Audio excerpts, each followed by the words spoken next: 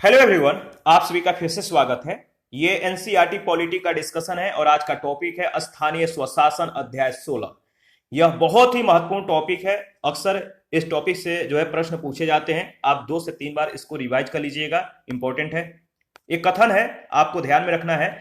GD एचकोल कहते हैं कि स्थानीय स्वशासन एक ऐसा शासन है जो अपने सीमित क्षेत्र में दिए गए अधिकारों का उपयोग करता हो।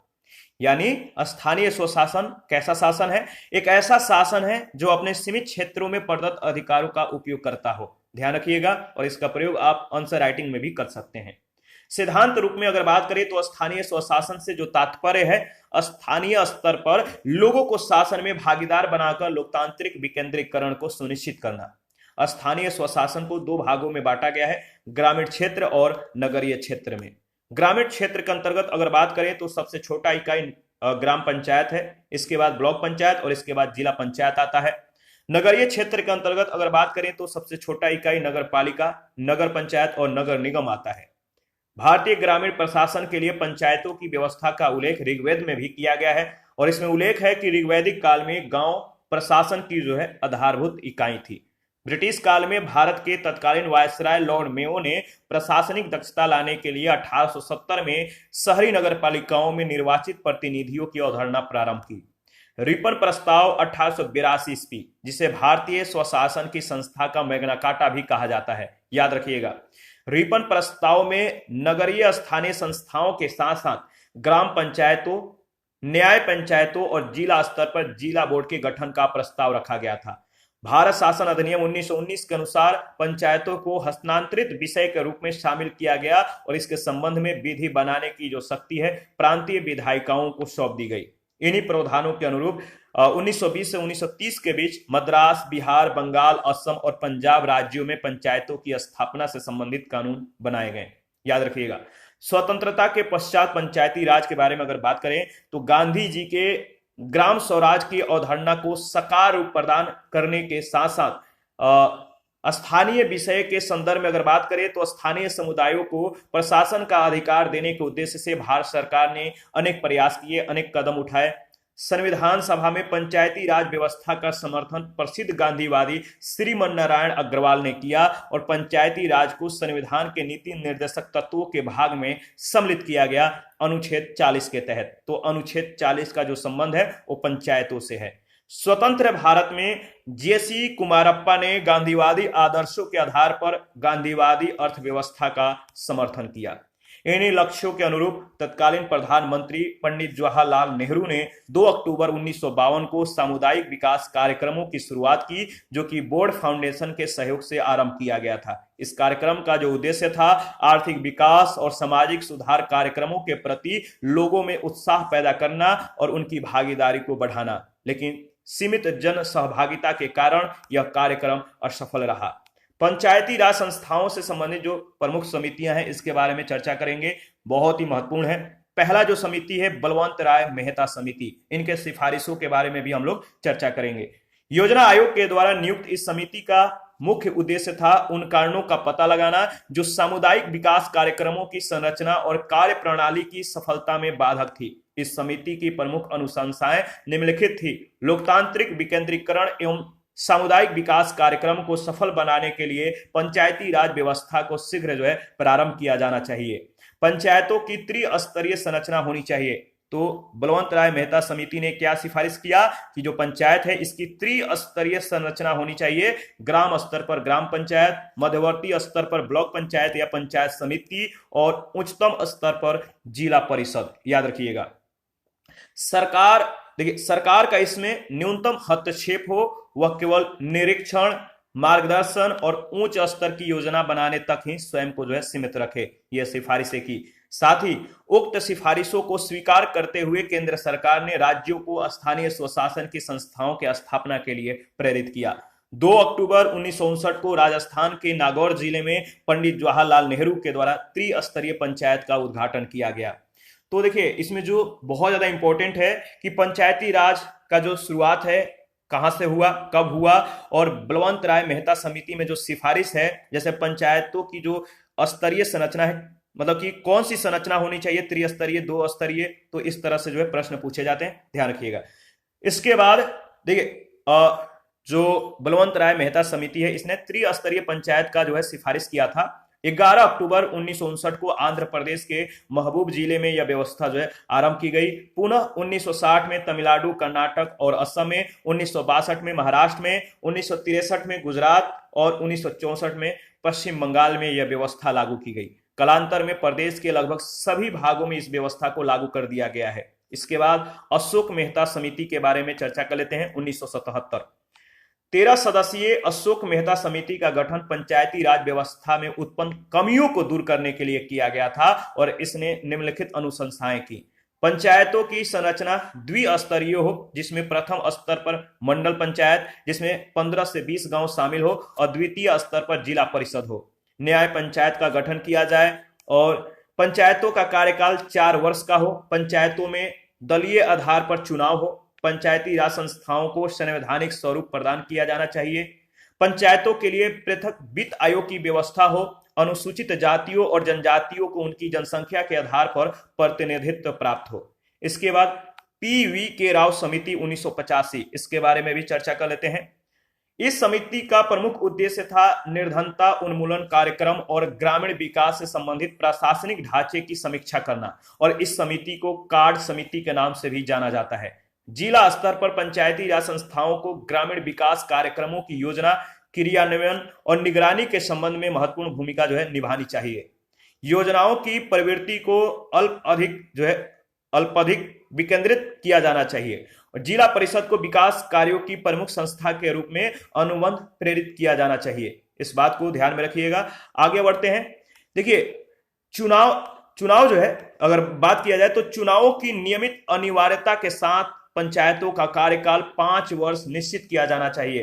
पंचायतों की वित्तीय व्यवस्था को सुदृढ़ करने के लिए राज्य वित्त आयोग का भी गठन किया जाना चाहिए। ये सभी सिफारिशें हैं, याद रखिएगा। इसके बाद नेक्स्ट जो है 1986 में एल.एम. सिंघवी समिति का गठन हुआ और ग्रामीण विकास मंत्रालय ने पंचायती राज व्यवस्था के सुधार के लिए जो है एक मतलब कि अवधारणा पत्र प्रस्तुत करने के लिए इस समिति का गठन किया था। इसने नवंबर 1986 में अपनी रिपोर्ट को प्रस्तुत किया, जिसमें प्रमुख जो है प्रावधान थे। जो इनके सिफारिश है, प्रावधान जो है याद रखिएगा। पंचायतों में दलों की भागीदारी नहीं दी जानी चाहिए, पहला सिफारिश था। इन्होंने कहा पंचायती राज संस्थाओं को संवैधानिक दर्जा प्रदान किया जाना चाहिए। ग्रामीण न्यायालय तथा न्याय पंचायतों की उचित व्यवस्था की जानी चाहिए। पंचायतों के चुनावों को निष्पक्ष रूप से और नियमित अंतराल पर कराने के लिए राज्य के मुख्य निर्वाचन अधिकारी को उत्तरदायित्व सौंप दिया जाना चाहिए। प्रत्येक पंचायतों की समस्याओं और विवादों को निपटाने के लिए पंचायती राज अधिकरण की जो पंचायती राज अधिकरण है, इसकी स्थापना की जानी चाहिए। केंद्र सरकार प्रत्येक राज्य के लिए एक राज्य वित्त आयोग का गठन करे, जो पंचायतों के लिए पर्याप्त वित्तीय व्यवस्था सुनिश्चित कर सके। पंचायतों की आर्थिक सुदृढ़ता के लिए उन्हें करारोपण की पर्याप्त शक्ति प्रदान की जानी चाहिए और प्रत्येक प्रशासनिक अधिकारी को ग्रामीण विकास प्रशासन में जो है कार्य करने का अवसर निश्चित रूप से दिया जाना चाहिए। इसके बाद 1988 में पी.के. थुंगन समिति का गठन हुआ। 1988 में जो पी.के. थुंगन समिति है, इसने भी पंचायती राज को संवैधानिक आधार देने का जो है समर्थन किया। लेकिन थुंगन समिति के अनुसार अगर बात करें तो भारत में पंचायतों का संबंध सीधा संघ सरकार से होना चाहिए, अतः समिति ने पंचायती राज को राज्यों का विषय नहीं माना। थुंगन समिति की जो सिफारिशें हैं वो निम्नलिखित है, देख लेते हैं। उन्होंने कहा कि त्रिस्तरीय पंचायती राज को संवैधानिक आधार दिया जाए। पंचायती राज में महिलाओं, अनुसूचित जाति और जनजाति और अन्य पिछड़ा वर्ग को आरक्षण दिया जाए। प्रत्येक राज्य में वित्त आयोग स्थापित किया जाए और एक नियोजन तथा समन्वय समिति बनाई जाए, जिसका अध्यक्ष याद रखिएगा, जिसका अध्यक्ष राज्य नियोजन मंत्री होगा और जिला परिषदों के अध्यक्ष इस समिति के सदस्य होंगे। ग्राम पंचायतों को सीमित न्याय अधिकार दिया जाए। पंचायतों का कार्यकाल 5 वर्ष का हो और राज्यों के इच्छा अनुसार मतलब कि कम भी हो सकता है, परंतु यह किसी भी दशा में 3 वर्ष से कम नहीं होगा। इसके बाद पी.के. थुंगन उप समिति जो है 1988 में गठित हुआ। 1988 में कार्मिक मंत्रालय से संबंध संसदीय समिति ने जिला योजना पद्धति पर जो है विचार विमर्श के लिए सुझाव देने के लिए पी.के. थुंगन की अध्यक्षता में एक उप समिति का गठन किया और इस उप समिति का जो सिफारिश है, पहला था पंचायतों को संवैधानिक दर्जा प्रदान की जाए, अनिवार्य चुनाव व्यवस्था के साथ पंचायतों का कार्यकाल 5 वर्ष निर्धारित किए जाएं, जिलाधिकारियों को जिला परिषद का मुख्य कार्यकारी अधिकारी बनाए जाएं और पंचायतों के सुदृढ़ वित्तीय व्यवस्था है इसको मतलब कि पंचायतों के सुदृढ़ वित्तीय व्यवस्था के लिए राज्य वित्त आयोग का गठन किया जाए। इसके बाद है वी.एन. गॉडगिल समिति, तो इसके बारे में भी चर्चा कर लेते हैं। देखिए, वी.एन. गॉडगिल समिति जो है, इस समिति का गठन कांग्रेस पार्टी के भीतर किया गया था, जिसे विभिन्न समितियों की रिपोर्टों पर विचार करने के लिए पंचायती राज कार्यक्रम के संबंध में सिफारिशें देनी थी। पंचायती राज संस्थाओं को जो संवैधानिक दर्जा है, इसके बारे में चर्चा कर लेते हैं। देखिए, 1989 में तत्कालीन प्रधानमंत्री श्री राजीव गांधी ने पंचायतों के सुधार और सशक्तिकरण में विशेष रुचि ली। एल.एम. सिंघवी समिति और थुंगन समिति की सिफारिशों के आधार पर लोकसभा में 64वां संविधान संशोधन विधेयक प्रस्तुत किया गया, जिसे लोकसभा के द्वारा पारित कर दिया गया, लेकिन राज्यसभा के द्वारा अस्वीकार कर दिए जाने के कारण विधेयक जो है समाप्त हो गया।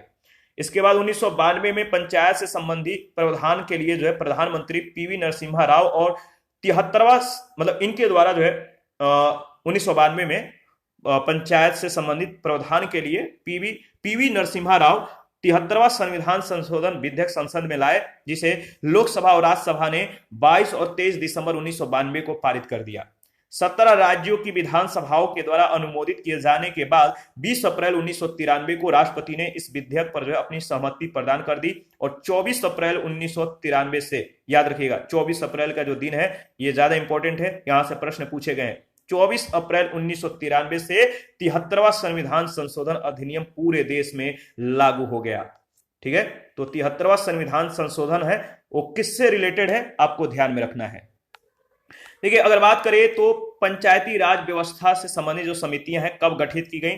बलवंत राय मेहता समिति 1957 में, अशोक मेहता समिति 1977 में, जी.वी.के. राव समिति 1985 में, एल.एम. सिंघवी समिति 1986 में गठित हुई, संथानम समिति 1962 और सादिक अली समिति 1964। एक बात कॉमन, इसमें जो कॉमन है वो एक बात कॉमन है कि ये सभी समितियां पंचायती राज व्यवस्था से संबंधित हैं, इसको याद रखिएगा। पंचायती राज के बारे में डिस्कस कर लेते हैं। 73वां संविधान संशोधन अधिनियम 1992, इस संशोधन के द्वारा पंचायती राज संस्थाओं को संवैधानिक स्तर जो है प्रदान कर दिया गया। मूल संविधान में पंचायती राज से संबंधित विभिन्न अनुबंध समाहित किए गए, इसमें शामिल किया गया और इसका जो शीर्षक है पंचायतें, जिसमें अनुच्छेद 243 से 243 ओ तक जो है प्रावधान शामिल किया गया है। इसके अतिरिक्त संविधान में एक 11वीं अनुसूची भी जोड़ दी गई 73वां संविधान संशोधन के द्वारा, जिसमें पंचायतों के कार्य क्षेत्र से संबंधित 29 विषयों की सूची जो है जोड़ी गई। तो जो पंचायत है इसका जो संबंध है किस अनुसूची से है, 11वीं अनुसूची से, और इसमें कितने विषय हैं, 29। देखिए, इस संशोधन के बाद राज्यों को पंचायत चुनाव कराने के लिए बाध्य कर दिया गया है और इसमें राज्यों को छूट भी प्रदान की गई है ताकि वे अपनी आवश्यकता के अनुसार स्थानीय निकायों का गठन कर उन्हें शक्तियों का जो है हस्तांतरण कर सके। इसके बाद 73वां संविधान संशोधन के जो प्रावधान है इसके बारे में डिस्कस कर लेते हैं। पंचायतों से संबंधित जो परिभाषाएं हैं वो अनुच्छेद 243 के तहत और ग्राम सभा की जो शक्तियां हैं वो अनुच्छेद 243(1) के तहत प्रावधानित है। अनुच्छेद 243 में जो बातें कही गई है देख लेते हैं। अनुच्छेद 243 में ग्राम सभा की परिभाषा दी गई है, जिसका मतलब है कि ग्राम है इसकी मतदाता सूची में पंजीकृत, जो ग्राम की मतदाता सूची है इसमें पंजीकृत सभी व्यक्तियों का समूह। तो ग्राम सभा की जो परिभाषा है वो क्या है, ग्राम की मतदाता सूची में पंजीकृत सभी व्यक्तियों का समूह ग्राम सभा है। इसका अर्थ है कि ग्राम सभा तथा कोई निर्वाचित निकाय नहीं है, यानी ऐसे लोगों का समूह जो इस क्षेत्र के मतदाता सूची में पंजीकृत हैं। देखिए, ग्राम सभा की शक्तियों का संविधान में कोई स्पष्ट जिक्र नहीं है। पंचायतों को राज्य के विधान से शक्तियां जो है प्राप्त होती हैं। पंचायतों का जो गठन है वो मतलब कि अनुच्छेद 243(b) और संरचना जो है इसका संबंध जो है अनुच्छेद 243(c) में मतलब कि प्रावधानित है। ग्राम स्तर पर अगर बात करें तो मध्यवर्ती स्तर पर पंचायतों की विश्व स्तरीय संरचना की व्यवस्था स्थापित की गई है और ऐसे राज्यों में जहां जनसंख्या 20 लाख से कम है वहां मध्यवर्ती स्तर पर पंचायतों का गठन नहीं किया जा सकता। ग्राम स्तर पर अगर बात करें तो देखिए, ग्राम, मध्यवर्ती और जिला स्तर की पंचायतों को सामान्य रूप से पंचायत ही कहा जाएगा। तो ग्राम स्तर पर अगर बात करें तो ग्राम, मध्यवर्ती और जिला स्तर की पंचायतों को सामान्य रूप से पंचायत ही कहा जाएगा, याद रखिएगा। आगे बढ़ते हैं। देखिए, अनुच्छेद 243C में जो बातें कही गई हैं कि जो आर्टिकल 243C है, पंचायतों की संरचना से संबंधित जो है इसमें उपबंध किए गए हैं और इसके अंतर्गत राज्य विधानसभा को विधि के द्वारा पंचायतों की संरचना के संबंध में उपबंध करने का दायित्व दिया गया है।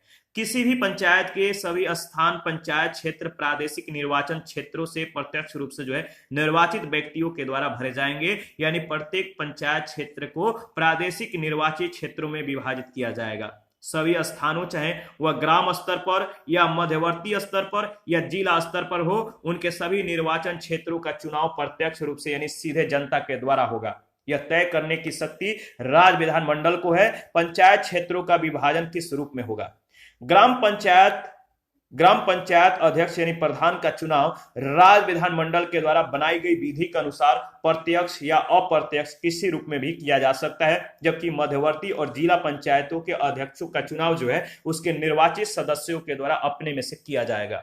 मध्यवर्ती और जिला स्तर पर सांसदों और राज्य विधानसभा सदस्यों को जो है प्रतिनिधित्व दिया जा सकता है। पंचायतों में आरक्षण से संबंधित जो प्रावधान है वो अनुच्छेद 243D में है। 243D में महिलाओं, अनुसूचित जातियों और जनजातियों को पंचायतों में स्थानों और पदों पर आरक्षण से संबंधित जो है अनिवार्य प्रावधान किए गए हैं, जबकि अन्य पिछड़ा वर्गों को आरक्षण देने का प्रावधान राज्य विधानमंडल के लिए जो है राज्य विधानमंडल को मतलब कि ये जो प्रावधान है इसको जो शक्ति है किसको, तो विधानमंडल को मतलब कि ये शक्ति दे दी गई है इसके आरक्षण के लिए। और अनुसूचित जातियों और अनुसूचित जनजातियों के लिए प्रत्येक पंचायत क्षेत्र में इनकी जनसंख्या के अनुसार आरक्षण जो है प्रदान किए गए हैं। महिलाओं के लिए यह अनिवार्य है कि प्रत्येक पंचायत क्षेत्र में कम से कम 33% जो स्थान है, 33% जो स्थान है वो रिजर्व रहे, आरक्षित रहे। यह राज्य विधानमंडल को मतलब जो यह व्यवस्था है यह राज्य विधानमंडल को निर्धारित करना है कि महिलाओं को 1/3 आरक्षण दिया जाए या उससे अधिक। ठीक है, दोनों प्रकार के आरक्षण चक्रानुक्रम पद्धति से स्थानों का आवंटन किया जाएगा।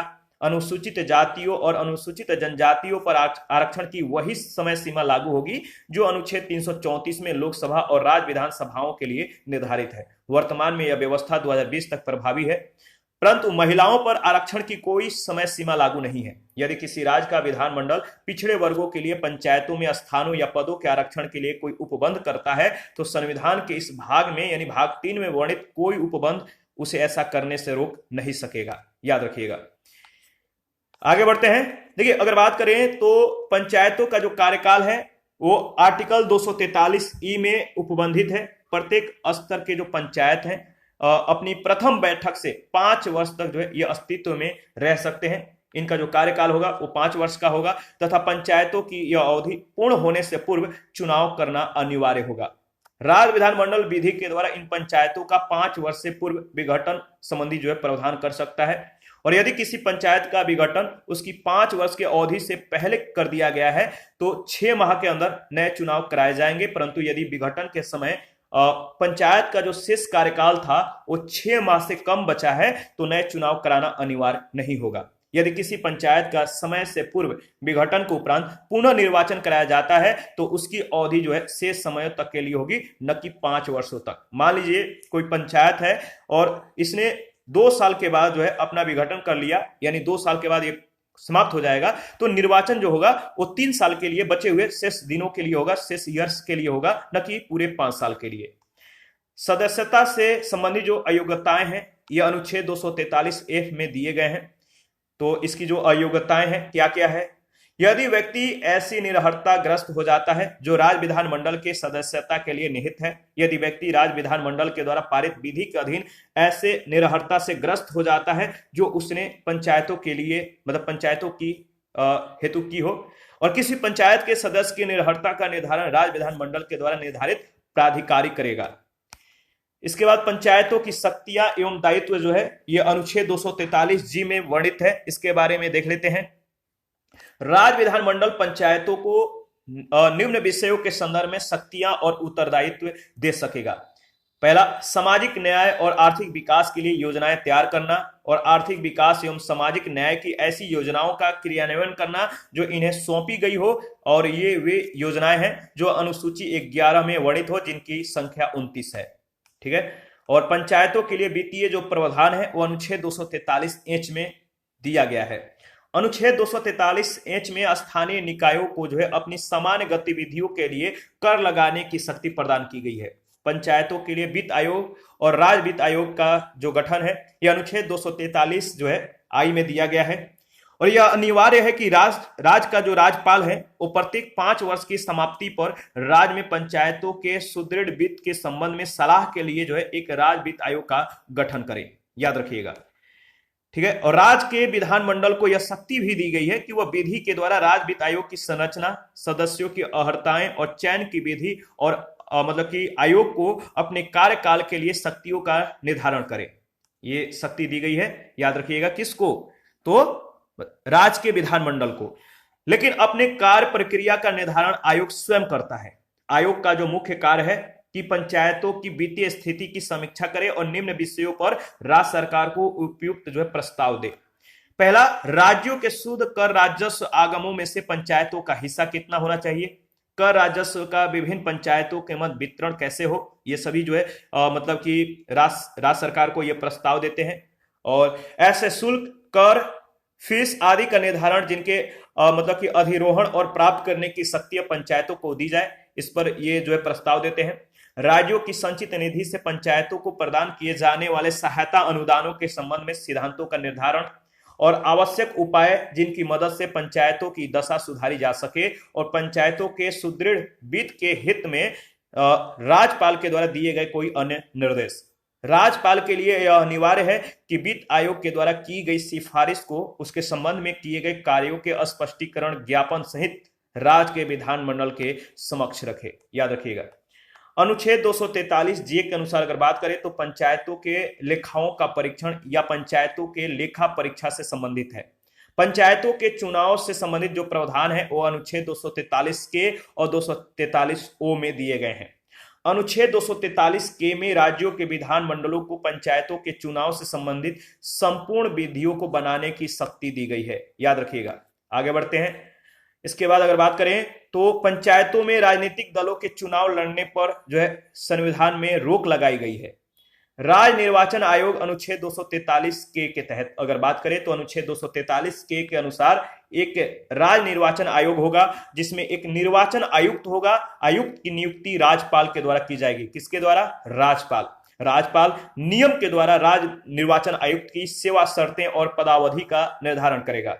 राज्य निर्वाचन आयुक्त की नियुक्ति के बाद इसकी सेवा शर्तें और वेतन में कोई अलाभकारी परिवर्तन नहीं किया जा सकेगा और उसे उसी रीति से और उसी आधार पर उसके पद से हटाया जा सकेगा जिनसे उच्च न्यायालय के न्यायाधीशों को जो है हटाया जाता है। राज्य निर्वाचन आयोग के निम्नलिखित 2 कार्य होंगे। राज्य निर्वाचन आयोग की जो फंक्शन है वो क्या है? पहला है पंचायतों के समस्त चुनावों के लिए मतदान सूची तैयार करना। तो मतदान सूची को तैयार करना और पंचायतों के सभी चुनावों का संचालन करना, इसके 2 कार्य हैं राज्य निर्वाचन आयोग के। अनुच्छेद 243 ओ के अंतर्गत अगर बात करें तो देखिए इसमें अन्य प्रावधानों के अनुसार कोई भी न्यायालय निर्वाचन क्षेत्र के परिसीमन स्थानों के आवंटन आदि विषयों पर जो है सुनवाई नहीं कर सकता। अनुच्छेद 243 एल के अनुसार अगर बात करें तो भाग 9 के उपबंध राज्यों के साथ साथ संघ राज्य क्षेत्रों पर भी लागू होंगे। इसके बाद विभिन्न राज्यों की पंचायती राज संस्थाएं जो है देख लेते हैं किस राज्य में कौन से स्तर के जो पंचायती राज संस्थाएं हैं। तो देखिए जैसे जो केरल है, जम्मू कश्मीर, त्रिपुरा और मणिपुर तथा सिक्किम जो है यहाँ पे एक स्तरीय ग्राम पंचायत है। असम, उड़ीसा, मध्य प्रदेश, कर्नाटक और हरियाणा में 2 स्तरीय ग्राम पंचायत है। ठीक है। ग्राम पंचायत और पंचायत समिति। 3 स्तरीय जो मतलब कि पंचायती स्तर का जो 3 स्तरीय जो पंचायत है वो है ग्राम पंचायत, पंचायत समिति और जिला परिषद। और कहां कहां पर है तो उत्तर प्रदेश में 3 स्तरीय पंचायत है, बिहार में भी है, महाराष्ट्र में भी है, आंध्र प्रदेश, हिमाचल प्रदेश, पंजाब, गुजरात, तमिलनाडु और राजस्थान में 4 स्तरीय भी पंचायत है। ग्राम पंचायत, अंचल पंचायत, आंचलिक परिषद, ये सिर्फ पश्चिम बंगाल में है। तो देखिए, गुजरात की त्रिस्तरीय पंचायत संस्थाएं ग्राम पंचायत, तालुका समिति और जिला परिषद है। मेघालय, मिजोरम तथा नागालैंड में जो है पंचायतों का गठन नहीं किया गया है। इन राज्यों में एक स्तरीय जनजातीय परिषद कार्यरत है। कुछ राज्यों में भाग 9 का लागू न होना। तो देख लेते हैं, अनुच्छेद 243 एम के अनुसार भाग 9 से संबंधित, भाग 9 पंचायत से संबंधित है, तो भाग 9 से संबंधित प्रावधान कुछ राज्यों और क्षेत्रों पर लागू नहीं होते हैं। यानी अनुच्छेद 244 के खंड 1 में निर्दिष्ट अनुसूचित क्षेत्र और खंड 2 में निर्दिष्ट जनजातीय क्षेत्र। नागालैंड, मेघालय और मिजोरम के राज्यों में भाग 9 का जो मतलब कि लागू ना होना, नागालैंड, मेघालय और मिजोरम के राज्यों में ये लागू नहीं होता है। मणिपुर राज्य के ऐसे पर्वतीय क्षेत्र जिनके लिए तत्समय प्रवृत्त किसी विधि के अधीन जिला परिषद विद्यमान है, और पश्चिम बंगाल राज्य के दार्जिलिंग जिले के पर्वतीय क्षेत्र जिनके लिए तत्समय प्रवृत्त किसी विधि के अधीन दार्जिलिंग गोरखा पर्वतीय परिषद विद्यमान है। तो कुछ राज्यों में भाग 9 का लागू न होना, आप ध्यान रखिएगा। इसके बाद है पंचायती राज। पंचायती राज विशिष्ट तथ्य, यानी जो इंपॉर्टेंट फैक्ट है, इसके बारे में चर्चा कर लेते हैं। आंध्र प्रदेश ही भारत का एकमात्र ऐसा राज्य है जहां अल्पसंख्यकों के लिए पंचायतों में आरक्षण का प्रावधान किया गया है। आंध्र प्रदेश, मध्य प्रदेश, बिहार और उत्तराखंड के पंचायत अधिनियम में महिलाओं के लिए पंचायतों के तीनों स्तरों में 50% आरक्षण का प्रावधान किया गया है। 2009 में केंद्र सरकार ने भी पंचायती राज संस्थाओं में महिलाओं को 50% आरक्षण देने का फैसला लिया है। लगभग सभी राज्यों में एमपी और एमएलए को पंचायती राज संस्थाओं में पदेन सदस्यता दी गई है, किंतु केरल में ऐसा नहीं है। केरल राज्य में सांसद व विधायक केवल जो है ग्राम सभा की बैठकों में ही भाग ले सकते हैं। केवल राज्य का पंचायती राज मॉडल अन्य भारतीय राज्यों के लिए आदर्श बनता जा रहा है, जहां केरल शक्तियों का विकेंद्रीकरण अधिनियम 2000 के द्वारा पंचायती राज को सशक्त बनाया गया है। केरल में पंचायती राज से संबंधित मामलों की सुनवाई के लिए पृथक अपीलीय न्यायाधिकरण और भ्रष्टाचार पर नियंत्रण के लिए ओम्बुड्समैन की व्यवस्था है। केरल के पंचायत अधिनियम में ऐसा प्रावधान है कि ग्राम पंचायत ग्राम सभा के सुझाव पर किसी मुद्दे का पालन यदि नहीं करती है तो उसे ग्राम सभा में इसका कारण बताना होगा। कर्नाटक राज्य में ग्रामीण क्षेत्रों में आयोजन कार्यों में पारदर्शिता लाना और वित्तीय अनुशासन स्थापित करने के लिए Karnataka local fund authority and fiscal responsibility act 2003 पारित किया गया है। कर्नाटक वर्ष 1987 में कर्नाटक, मध्य प्रदेश, छत्तीसगढ़, राजस्थान और महाराष्ट्र में जिला ग्रामीण विकास अधिकरणों का जिला परिषद में विलय किया जा चुका है, और 1987 में कर्नाटक में सर्वप्रथम विलय किया गया था। आंध्र प्रदेश, राजस्थान, मध्य प्रदेश, बिहार और असम के पंचायत अधिनियमों में पंचायती राज संस्थाओं को जो है विकास कार्य के अतिरिक्त समाज सुधार के विभिन्न कार्यक्रम भी सौंपे गए हैं। राजस्थान, हिमाचल प्रदेश, बिहार और गोवा में ग्राम सभा के द्वारा ग्राम पंचायत के कार्यों की देखरेख के लिए एक या एक से अधिक निगरानी समितियां गठित की जा सकती है। राष्ट्रीय पंचायती राज दिवस जो है 24 अप्रैल को प्रतिवर्ष मनाया जाता है। 24 अप्रैल याद रखिएगा, पंचायती राज दिवस मनाया जाता है। भारत में पंचायती राज व्यवस्था के वास्तुकार बलवंत राय मेहता थे। स्वतंत्र भारत के प्रथम पंचायती राज मंत्री एस.के. डे थे। कौन? एस.के. डे। पश्चिम बंगाल में ग्राम सभा की स्थिति ग्राम संसद के समान है, यानी ग्राम पंचायत को ग्राम सभा के प्रति उत्तरदायी बनाया गया है। पश्चिम बंगाल में पंचायत चुनाव में जातिगत समीकरण भी प्रभावी नहीं रहता है। भारत में अधिकांश राज्यों में ग्राम पंचायतों को जो है टैक्स लगाने का अधिकार दिया गया है। गुजरात, महाराष्ट्र और राजस्थान में पंचायत समितियों और जिला परिषदों को भी करारोपण की शक्तियां दी गई हैं। भारत के छोटे से राज्य सिक्किम, जिसमें मात्र 4 जिले, उत्तर, दक्षिण, पूर्व एक पश्चिम सिक्किम है, लेकिन यहाँ जिला ग्रामीण विकास मतलब कि अभिकरण के स्थान पर राज्य ग्रामीण विकास अभिकरण कार्यरत है।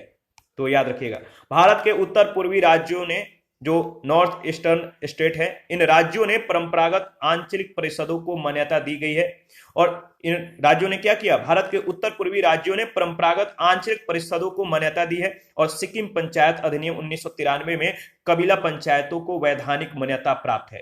केरल और जम्मू कश्मीर, जो जम्मू कश्मीर है, तो केरल और जम्मू कश्मीर में एक स्तरीय कौन, एक स्तरीय पंचायती राज यानी केवल ग्राम पंचायतों को अपनाया गया है केरल और जम्मू कश्मीर में। तमिलनाडु के अतिरिक्त सभी राज्यों में आरक्षण की याद रखिए चक्र पद्धति 5 वर्ष में परिवर्तित की जाती है।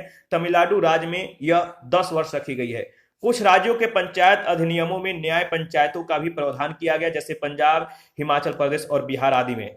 अनुसूचित जनजातियों से परिपूर्ण अरुणाचल प्रदेश में अनुसूचित जातियों के लिए आरक्षण का कोई प्रावधान नहीं है। यह व्यवस्था 83 जो संविधान संशोधन था, 83वें संविधान संशोधन 2000 के द्वारा की गई है। कहां पर? अरुणाचल प्रदेश में, याद रखिएगा। प्रमुख श्रम संस्थान जो है, जैसे श्रम ब्यूरो संस्थान कहां पर है? चंडीगढ़ और शिमला में है। वीवी गिरी राष्ट्रीय श्रम संस्थान उत्तर प्रदेश के नोएडा में है और केंद्रीय श्रमिक बोर्ड नागपुर में है और खान सुरक्षा महानिदेशालय धनबाद में है। केंद्रीय कर्मचारी प्रशिक्षण और अनुसंधान संस्थान कोलकाता में है। National Academy of Construction Hyderabad में है। इसके बाद देखिए पंचायत अधिनियम 1996 अनुसूचित क्षेत्रों में विस्तार। तो इससे आगे का जो डिस्कशन है नेक्स्ट सेशन में करेंगे। अभी के लिए इतना ही। आप अपना प्रतिक्रिया दीजिए, आपके प्रतिक्रियाओं का हमें बेसब्री से इंतजार रहता है। और जिन लोगों ने Telegram channel, Telegram quiz group channel का जो मतलब कि पेज है, जैसे फेसबुक पेज, इंस्टाग्राम पेज, आप उसको ज्वाइन कीजिए और इसका लिंक वीडियो के डिस्क्रिप्शन बॉक्स में दिया गया है। और आपको अगर पीडीएफ चाहिए तो Telegram channel, Telegram quiz group या चैनल के कम्युनिटी बॉक्स में जा सकते हैं, वहां पे इसके रिगार्डिंग में जो है इंफॉर्मेशन अपडेट किया गया है। थैंक यू, मिलते हैं नेक्स्ट सेशन में। अभी के लिए इतना ही।